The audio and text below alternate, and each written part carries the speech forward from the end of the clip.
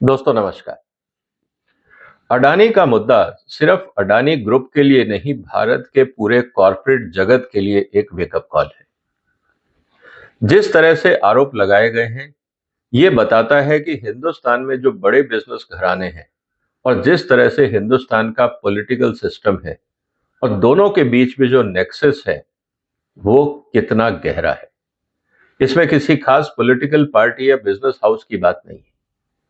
अगर हम देखें पिछले 75 साल में, अक्सर हमने ये देखा है कि बड़े बिजनेस जो हाउसेज हैं, उनके जो प्रमोटर्स हैं और उनके जो पॉलिटिकल मास्टर्स हैं या उनके दोस्त हैं, जो भी आप कहना चाहें, उनके बीच में जो नेक्सस होता है, उससे हिंदुस्तान में बहुत कुछ पॉलिसीज और व्यापार की नीतियां प्रभावित होती हैं। लेकिन अब जो केस अडानी साहब पे हुआ है अमेरिका में, अगर हम इसके परिणामों पे जाएं तो दो तीन चीजें बहुत सामने आती हैं। पहली बात तो ये कि हिंदुस्तान में कॉर्पोरेट गवर्नेंस का स्तर बहुत गिरा हुआ है। मैं इसलिए कह रहा हूं कि कागजों पे तो हमारे पास कॉर्पोरेट गवर्नेंस है, लेकिन अगर आप अमेरिका के सिक्योरिटी एक्ट को देखें, तो अगर कोई भी प्रमोटर कॉर्पोरेट गवर्नेंस में कॉम्प्रोमाइज करता पाया गया, उसको एक ही सजा दी जाती है कि पहले तो उसको सबसे पहले अपने पद से हटाया जाता है। अब वो डायरेक्टर या चेयरमैन या उसके किसी भी की मैनेजमेंट पोजीशन पे नहीं रहेगा, ना तो वो अपनी कंपनी में रहेगा, ना किसी और कंपनी में रहेगा, ताकि गलत सोच वाले लोग, गलत नियत वाले लोग भारत के अंदर या दुनिया में कहीं पे भी इकोसिस्टम को, पॉलिसीज को, बिजनेस एनवायरनमेंट को इंपैक्ट ना कर सकें, खराब ना कर सकें। अब सवाल इस बात का आता है कि अगर इतना गंभीर मामला वहां है, तो इसका असर क्या होगा। आज इसी की चर्चा मैं आपके साथ करूंगा, क्योंकि अमेरिका का जो सिक्योरिटीज एक्ट है 1933, उसका पूरा एनालिसिस मैंने किया है कि अगर अमेरिका में इस तरह की घटनाएं होती हैं, तो क्या खामियाजा होगा। और अगर अब जो कार्रवाई होगी, अगर इस पे मान लीजिए अडानी साहब दोषी पाए जाते हैं, तो मुझे लगता है सबसे पहले तो उनको अडानी ग्रुप की अध्यक्षता से, चेयरमैनशिप से रिजाइन करना होगा। अगर वो नहीं करते हैं तो आने वाले दिनों में, फ्यूचर में कभी भी अडानी ग्रुप एक तो अमेरिकन मार्केट में एक्सेस नहीं कर पाएगा। और जहां तक बात है कॉर्पोरेट गवर्नेंस की, एक ये बहुत ही गलत मैसेज जाएगा कि इंडाइक्ट होने के बाद भी, दोषी पाए जाने के बाद भी, अगर आप उस व्यक्ति को उसके पद से नहीं हटाते हैं, तो ये एक बहुत बड़ा सवाल कॉर्पोरेट गवर्नेंस पे खड़ा हो जाएगा। और जो लोग फिर अडानी ग्रुप के साथ टाई अप करेंगे या रिलेशनशिप बिल्ड करेंगे बिजनेसेस में, उनके ऊपर भी सवाल उठेंगे कि आप इस तरह से जो कंपनी कॉर्पोरेट गवर्नेंस का ध्यान नहीं रखती है, आप उसके साथ व्यापार क्यों करना चाहते हैं। और बहुत सारे सवाल और खड़े हो जाएंगे। तो मुझे लगता है कि अडानी साहब पे क्या लीगल एक्शन हो नहीं हो, वो अलग बात है, लेकिन अगर उनको दोषी पाया जाता है, उसमें दो ही चीजें जो केस फाइल हुआ है उसमें कही गई हैं कि एक तो अडानी साहब के ऊपर मुकदमा चलाया जाए, दूसरा इनके ऊपर यह तय किया जाए कि इनकी पेनल्टी कितनी होगी। अगर आप इस पूरा जो, अगर मैं दिखाऊं आपको डॉक्यूमेंट का पेज नंबर 38 पे, अगर आप जाते हैं प्रेयर फॉर रिलीफ, पहली तो ये है कि साहब इन पे केस चलना चाहिए कि ये डायरेक्टली और इनडायरेक्टली कहीं इन्वॉल्व तो थे या नहीं थे। इनडायरेक्टली क्यों, उस पर भी मैं आऊंगा। दूसरा, जो सबसे बड़ी बात है वो ये कि इनके ऊपर फाइनेंशियल पेनल्टी हो। तो चलिए, फाइनेंशियल पेनल्टी $1 लाख हो या $10,000 हो या 5 लाख हो या 1 मिलियन हो, 10 मिलियन हो, वो कोई बड़ी बात नहीं है। वो पेनल्टी कोई भी कंपनी दे सकती है। लेकिन जो तीसरी प्रेयर है, permanently prohibit each defendant from serving as an officer or a director of any company that has a class of security registered under exchanges। इसका मतलब वो किसी भी लिस्टेड कंपनी के ऊपर डायरेक्टर या इंपॉर्टेंट पर्सन नहीं हो सकते। इसका मतलब अडानी साहब को और उनके नेफ्यू को, जिस जिस कंपनी की वो डायरेक्टरशिप पे है, उन सबसे रिजाइन करना पड़ेगा। ये सबसे इंपॉर्टेंट बात है और ये मैसेज काफी डैमेजिंग होता है।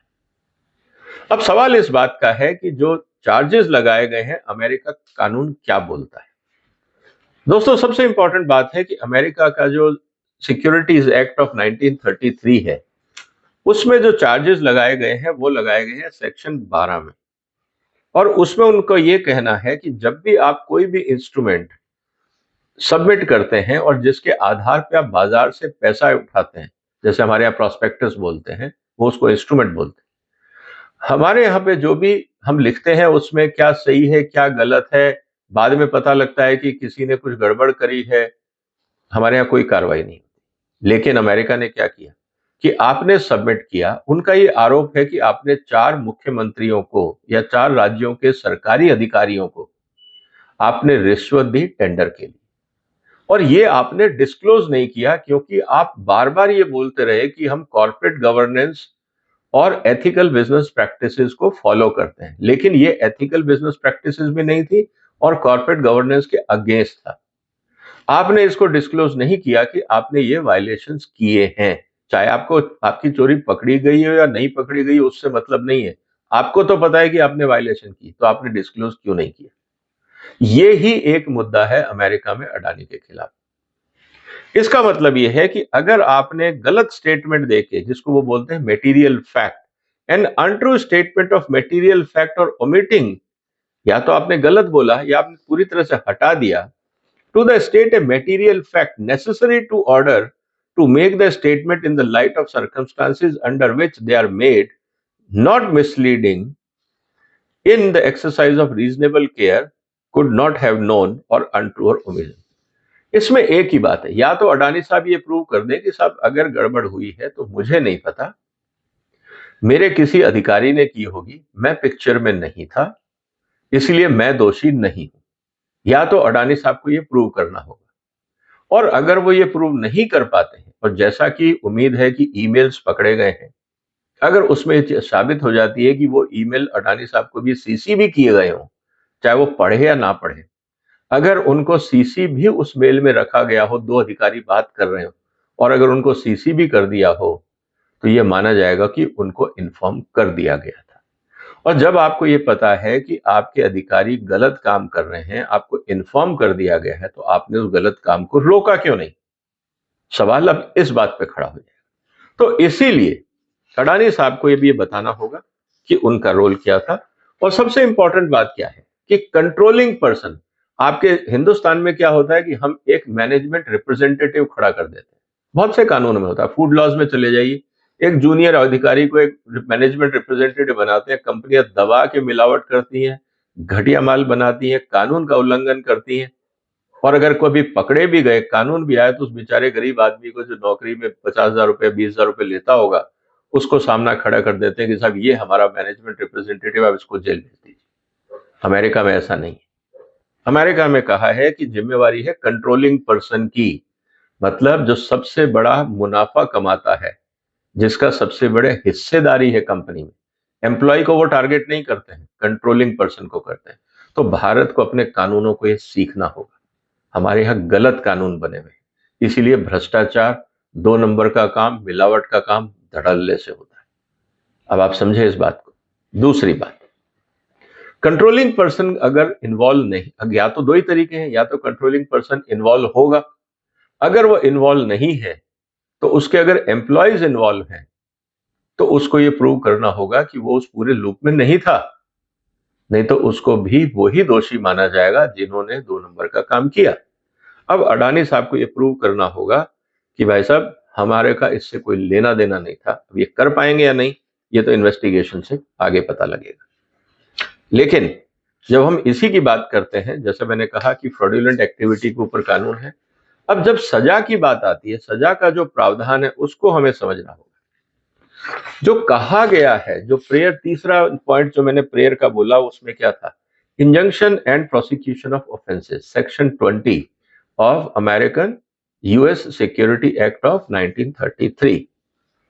एक तो उन्होंने कहा कि साहब 20D में ये साफ साफ कह दिया कि साहब monetary penalty in civil action, कि इन्होंने कोई अपराध तो यही किया है कि साहब इन्होंने गलत जानकारी दी, क्राइम नहीं किया लेकिन जानकारी आधी अधूरी दी। इसी का ही जो सेक्शन ई है वो क्या बोलता है, पहले उसको समझ लेते हैं। Authority of court to prohibit persons from serving as officers or directors. अगर कोर्ट को लगता है कि नहीं अडानी साहब इन्वॉल्व हैं और ये उनकी देखरेख में या उनकी इजाजत में या उनको इन्फॉर्म करके ये गलत काम किया गया है, तो कोर्ट ये भी ऑर्डर दे सकता है कि अब आप किसी भी महत्वपूर्ण पद पे नहीं रहेंगे। अब सवाल इस बात का है कि अडानी की जो कंपनियां हैं वो अमेरिका में तो लिस्टेड है नहीं शायद। अगर अमेरिका में वो कंपनियां लिस्टेड नहीं हैं, पहली बात तो अगर कभी लिस्टेड होंगे भी तो अडानी साहब उन कंपनियों के अंदर ना शेयर होल्डर होंगे, मतलब ना डायरेक्टर होंगे, ना चेयरमैन होंगे, ना किसी इंपॉर्टेंट पोजीशन पे होंगे, पहली बात। तो इसका मतलब एक तो अडानी की कंपनियों का अमेरिकन स्टॉक मार्केट में जब तक अडानी साहब का रोल है कंपनियों में, वो लिस्ट नहीं हो पाई। उनका जो दूसरा भतीजा है जिसके नाम आया सागर अडानी का, तब तक नहीं हो पाएगा, ये समझना होगा।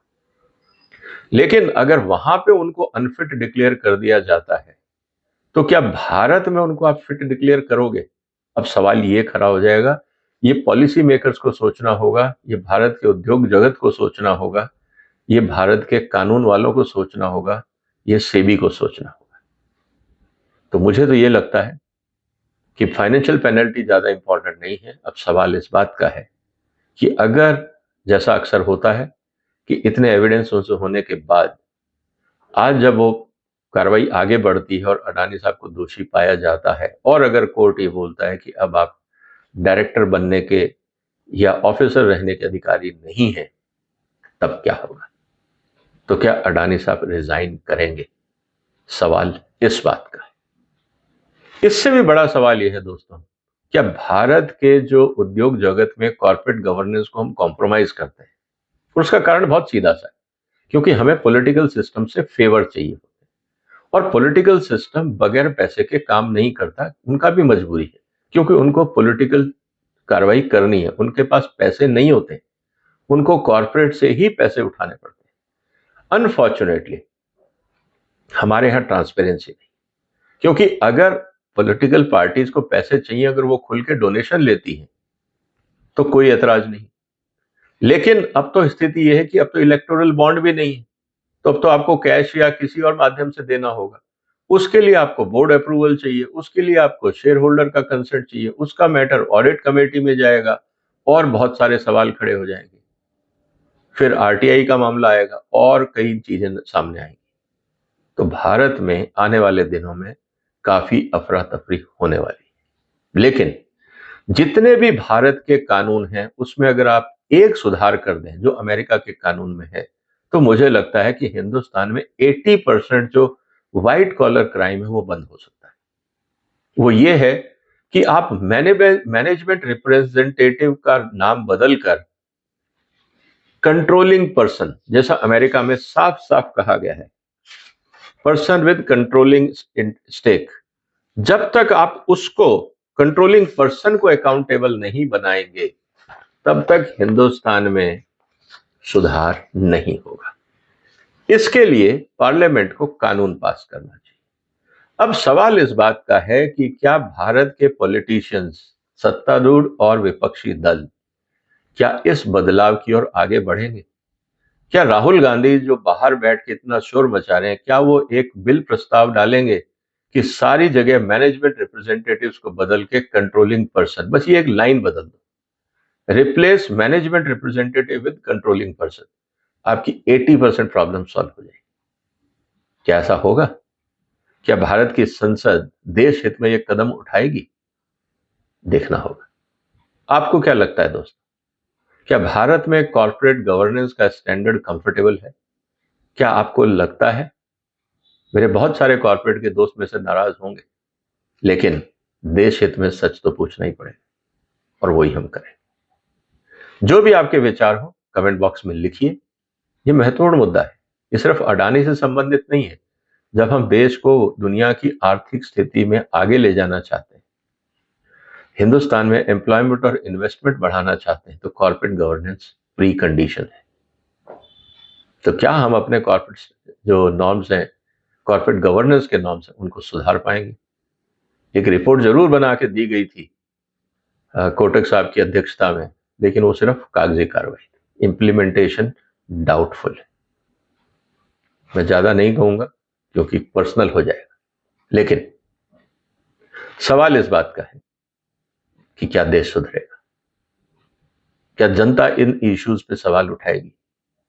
जो भी आपके विचार हो कमेंट बॉक्स में लिखिए, इस वीडियो को जरूर शेयर करिए, इस चैनल को सब्सक्राइब करिए। फिर मुलाकात होगी एक और महत्वपूर्ण मुद्दे के साथ। तब तक जुड़े रहिए हमारे साथ। फिलहाल वंदे मातरम।